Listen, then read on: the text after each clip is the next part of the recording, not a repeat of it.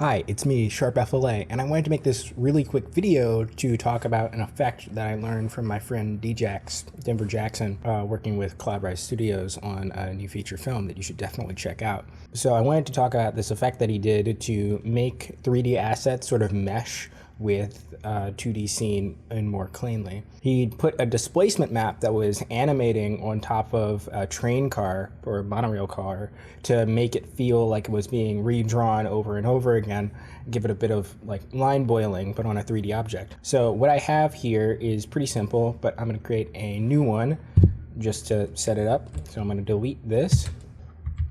I'm going to create new mesh. I'm going to create a new cube. Subdivision surface, let's turn that up to 6. 4 is fine. Shade smooth. Turn this into a sphere by setting a cast modifier to 1. We're going to apply all of those, and we're going to add a displacement modifier. And with this displacement, we're going to create a new texture. Pop down to our textures panel right here, this little checkered window. So we're in our modifiers, now we're in our textures. I'm going to select Musgrave, and that's displacing our mesh. We're going to change our Musgrave to Vernori F1, F2, F1, that one, the one that I selected. And then we're going to scale that up to 5. I'm actually going to scale up apply transforms by hitting Control A, and we're going to apply the scale. And now we have our displaced mesh, really basic, but it's not animating or anything. And I want to do a few more things. I want to change the strength so it's not as intense. So what I'm going to do is I'm going to first move this over here. And what we have to do is change how Blender is mapping the texture so we can get some different animations. Usually what we do is like change a seed value, which basically is like the starting point of randomization, because the Musgrave is like kind of a random texture.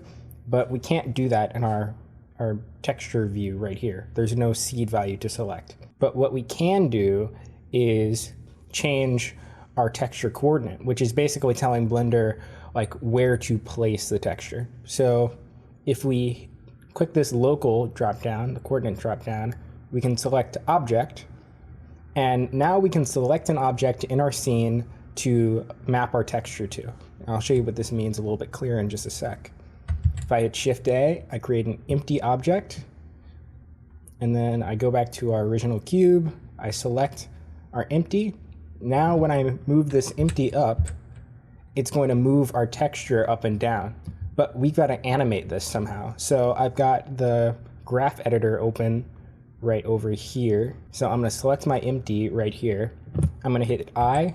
I'm going to create a new keyframe on location. Then I'm going to hit this drop down here in my graph editor. The way you get to this, I should have said, there's a little drop down right here up at the top. That's how you get to your graph editor. I'm going to select my Z location. I'm going to click the modifiers panel over here on the right. And I'm going to add a noise modifier. And we're going to change our noise strength. We're going to turn it up so the amplitude's a bit higher, and you're going to see it's affecting the texture when I turn the strength up. So when I play this animation, I'm going to hit enter. You're going to see that it's wiggling our texture around a little bit.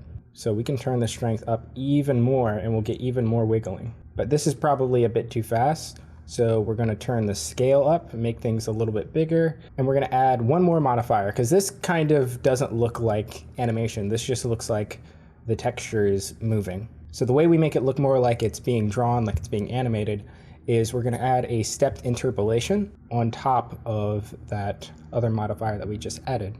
We can change the step size, we can change the scale. So if I want the step size to be bigger, basically meaning the frame rate to be slower, I turn my step size slider up, this guy right here. So I can turn the intensity down a little bit, and now it kind of just looks like a stop motion ball.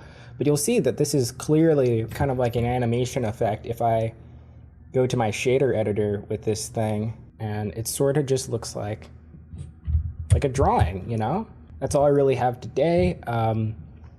I hope you learned something from this, and I hope this is useful to you. Bye.